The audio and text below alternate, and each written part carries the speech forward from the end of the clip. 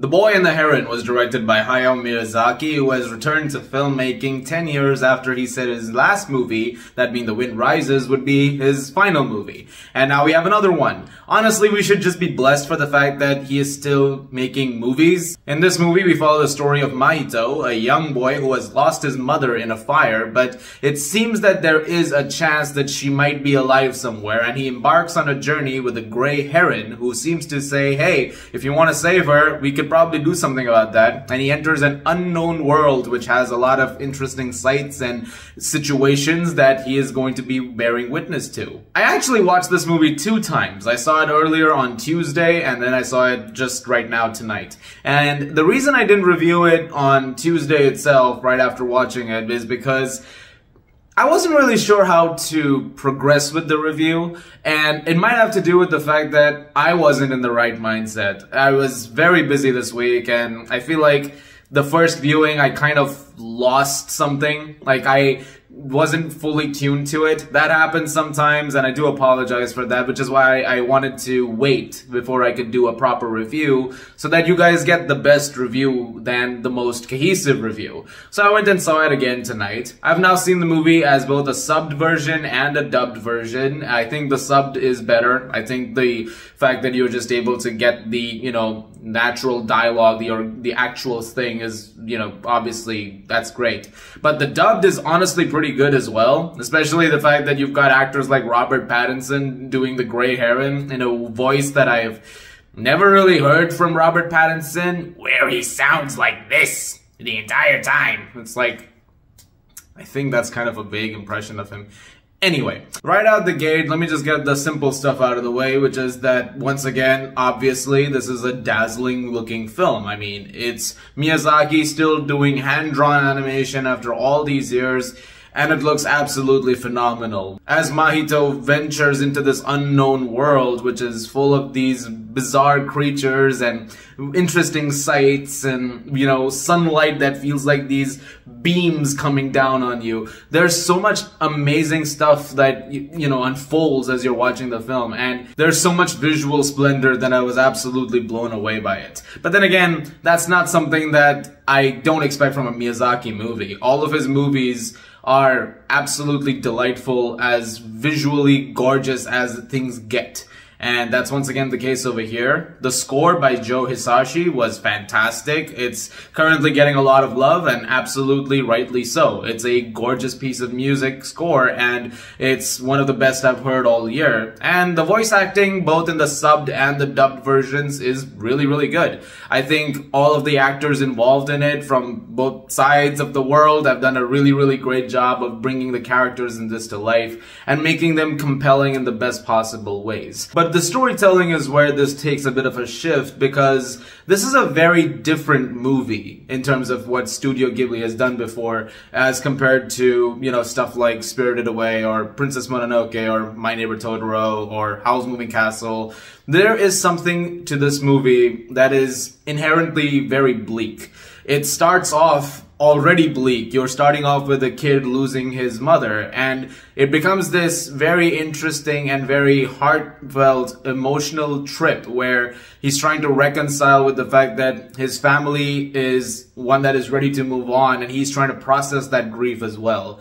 And what you essentially get with that is all of the actions that follow, and as he has the opportunity to embrace the fact that there is someone new, a new mother in his life, there is something to that which is also building along the way in terms of trying to, find a way to keep living. And it feels like that is the thing that makes up the framework of this movie, because so much of it feels like it's transcending space and time in order to bring that message across in the best possible way. But the movie also becomes a bit of a legacy piece when it comes to chronicling Miyazaki's work over the years, his life over the years, his views on his work over the years, and there's also references to stuff that he's done ever since he started out. You'll see visual cues spread out throughout which are connecting to movies like Spirited Away. You'll see a few things here and there which will remind you of things like you're watching My Neighbor Totoro or you're watching Laputa Castle in the Sky,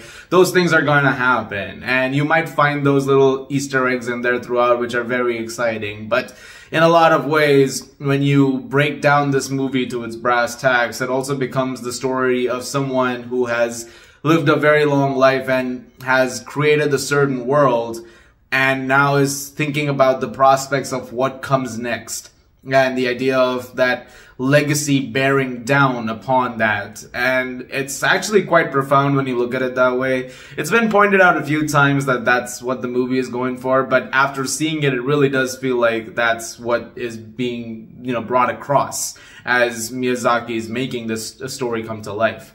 That might be the case. Maybe you'll feel that way. Maybe you won't. Maybe you'll watch this movie and think it's a visual splotch of nothing, which is very likely because some people who have seen this movie have said that. It's a movie where everything looks and sounds great, but it doesn't really do much in terms of a narrative. And I can understand that because a lot of things happen very abrasively at times. There's a lot of things that are subplots going on the side, which I think the first viewing, some things definitely escaped me, but then the second time it really, some things processed a little bit better. And I think that might happen, which is a very likely response as well. That being said, the second time really helped make this movie a lot more special. And having seen it a second time, I can honestly say I quite love this movie. I don't think it's Miyazaki's best movie by any means. I don't think it's the peak of his career.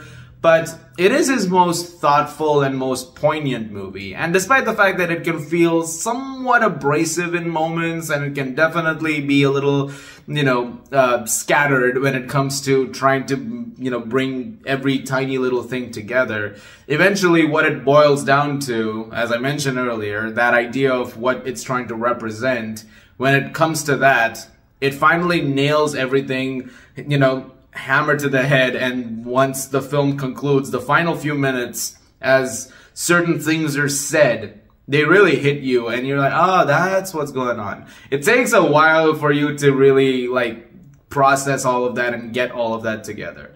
I recommend watching the movie though, and I recommend, seeing it with an open mind, and to not necessarily go into it expecting a fun movie. Like The Boy and the Heron sounds like a more fun movie than it actually is. Apparently that was not the original title, which apparently was How Do You Live, which, once you go through that, it's like, yeah, maybe that could have been it too.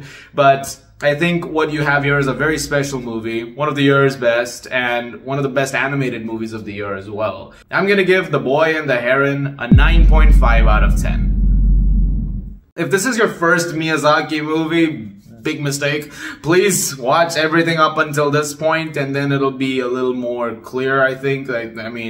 Don't start with this. It's like, because as the legacy piece as it is, you don't want this to be the starting point. It's like trying to watch, friggin' Infinity War or Endgame before watching the rest of, the MCU. It's like, why would you do that? You know what I mean? So, yeah. Guys, thank you very much for watching. Let me know what you guys thought of The Boy and the Heron, if you have seen it. And if you did, let me know in the comments down below what you are, feeling about it, if you liked it, didn't like it. As always, if you like this, please do subscribe. Thank you very much once again. And I will see you guys in the movies.